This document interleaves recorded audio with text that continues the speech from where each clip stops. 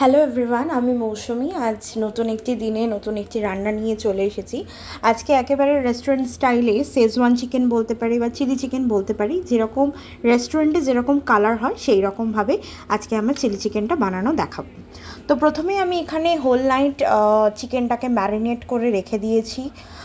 এখানে আমি ইউজ করেছি গোলমরিচ গুঁড়ো, আদা রসুন বাটা, ডিম, অবশ্যই ডিমের পরিমাণটা একটা কিংবা দুটো আপনাদের ইচ্ছা, মাংসের উপর ডিপেন্ড করবে, এবং কর্নফ্লাওয়ার, এবং অল্প পরিমাণ আপনারা চাইলে এখানে লঙ্কা গুঁড়ো ব্যবহার করতে পারেন, আমি করিনি।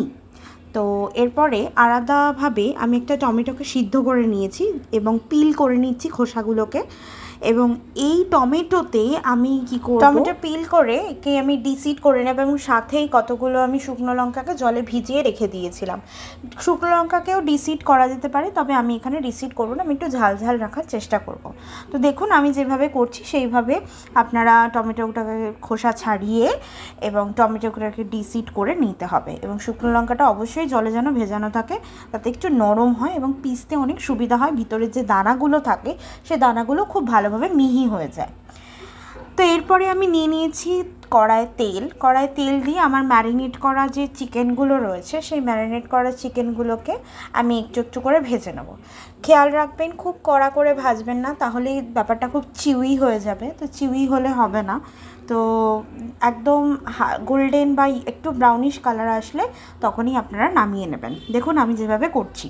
তো এই অবস্থাতেই আমি কি করব, নাড়াচাড়া করে নিয়ে আমার সমস্ত চিকেনগুলোকে আস্তে আস্তে ভেজে নেব। এরকম কালার আসলেই হবে, এবং যেহেতু সারা রাত মাংসটা ম্যারিনেট করা ছিল তাই মাংস নরমও রয়েছে এবং সিদ্ধ হওয়া নিয়ে কোনো হবে না। তো সেক্ষেত্রে দাঁড়িয়ে মাংসগুলো সমস্ত ভাজা হয়ে গেছে। ওই তেলের মধ্যে আমি দিয়ে নেবো এক চামচ রসুন বাটা দিয়ে একটু নাড়াচাড়া করে নেব, স্মেলটা দুর্দান্ত আসছে। এরপরে আমি মিক্সিতে পেস্টটা করে রেখেছিলাম টমেটো এবং শুকনো লঙ্কার, সেই পেস্টটাকেও আমি এবার সম্পূর্ণভাবে ওই রসুন বাটা তেলের মধ্যে দিয়ে দেবো এবং দিয়ে ভালো করে নাড়াচাড়া করব। নাড়াচাড়া করতে করতে অতক্ষণে আমি আরেকটা পাত্রে টমেটো সস এবং চিলি সসকেও পরিমাণ মতো নিয়ে নিয়েছি। এই চিলি চিকেনের গ্রেভির যে সসটা আমি শুধুমাত্র টমেটো সসের ব্যবহার করি না, আমি এইভাবে সসটাকে তৈরি করি যাতে খেতে অত্যন্ত ভালো আসে। তো এই সসটাকেও আমি এই ভাজার মধ্যে অ্যাড করে নেব। দেখুন সুন্দর একটা কালার এসেছে এবং তেলও ছাড়তে শুরু করেছে। এর মধ্যে এবার আমি দিয়ে নেব নুন পরিমাণ মতো। খেয়াল রাখবেন এখানে সয়া সসের ব্যবহারও হবে এবং ম্যারিনেট করার সময় আমি নুনের ব্যবহারও করেছিলাম, তাই সেই জন্য নুনটা আপনারা খেয়াল করেই দেবেন। এবং আমি দিয়ে নিলাম এখানে চিনি, সাথে আমি কেটে রেখেছি কুচি করা লঙ্কা, ক্যাপসিকাম আপনারা লাল, হলুদ, সবুজ যা ইচ্ছা ব্যবহার করুন, এবং কিউব করে রাখা পেঁয়াজ, সেটাকেও আমি এই তেলের মধ্যে দিয়ে দেবো যেখানে আমি সসটা বানিয়েছিলাম।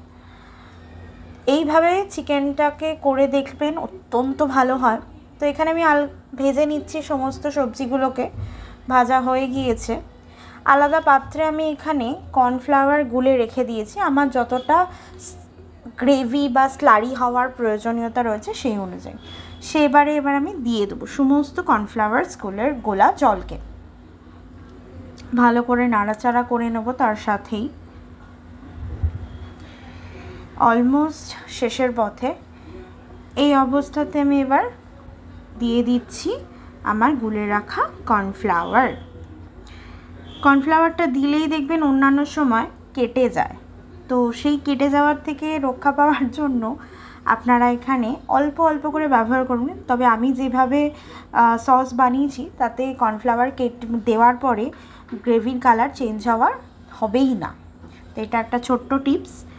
তো এইভাবে দেখুন নাড়াচাড়া করছি, এখনও কিন্তু কালারটা স্টে করেছে। একেবারে রেস্টুরেন্ট স্টাইলে যেভাবে করা হয় আমি সেইভাবেই ঘরে করার চেষ্টা করেছি এবং আপনাদেরকে দেখাচ্ছি। এই ছোট্ট ছোট্ট টিপসগুলো খেয়াল রাখবেন, দেখবেন থকথকে ভাবটা যখন চলে এসছে তখন আপনারা আলাদা করে একটুখানি জল ওর মধ্যে অ্যাড করে দিতে পারেন, দিলে আপনারা এই থকথকে ভাবটা একটু কেটে যাবে এবং যে গ্রেভিটা দরকার সেই গ্রেভিটাও এখানে থাকবে। তো এইভাবে কিছুক্ষণ রেখে দেবেন, দেওয়ার পর কালো সস বা যেটা সয়া সস বলে সেটা ব্যবহার করবেন। দেখুন সুন্দর গ্রেভির কালার চলে এসেছে। এর মধ্যে এবার আপনাকে ভেজে রাখা সমস্ত চিকেনসগুলোকে দিয়ে দিতে হবে এবং সাথেই দিয়ে দিতে হবে একটু কালো মরিচ বা গোলমরিচ দিয়ে ভালো করে নাড়াচাড়া করে রুটি পরোটা সাথে কিংবা রুমালির সাথে পরিবেশন করুন গরম গরম চিলি চিকেন বা শেজওয়ান চিকেনও বলতে পারি, যেটা রেস্টুরেন্ট স্টাইলে। ভালো লাগলে লাইক করবেন, আর নতুন হয়ে থাকলে আমার চ্যানেলে সাবস্ক্রাইব করবেন। এরকম নতুন নতুন ভিডিও পেতে আপনারা আমার চ্যানেলে